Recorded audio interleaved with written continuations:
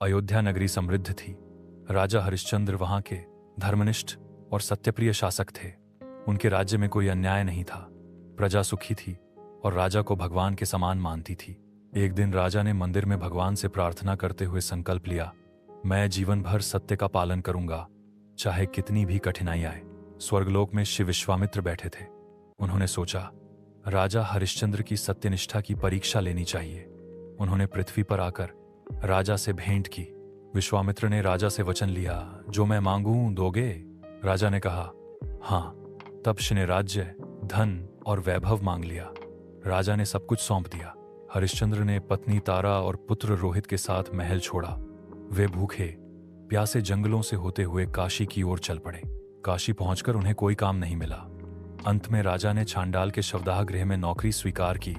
वह मृत शरीरों का संस्कार करता और कर लेता। रानी तारा ने घर घर जाकर काम करना शुरू किया। रोहित बीमार हो गया।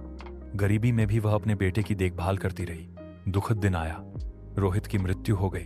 तारा शव को गोद में लिए श्मशान पहुंची, आंसू बहा रही थी। हरिश्चंद्र ने शव और तारा को पहचान लिया, लेकिन नियम के अनुसार शवदाह शुल्क मांगा। पत्नी से भी उन्होंने धर्म के विरुद्ध रियायत नहीं की। तारा रोते हुए बोली, मेरे पास कुछ नहीं है, यह मेरी साड़ी का आधा भाग लो। राजा ने नियम के अनुसार स्वीकार किया। स्वर्गलोक में देवता यह दृश्य देखकर स्तब्ध रह गए।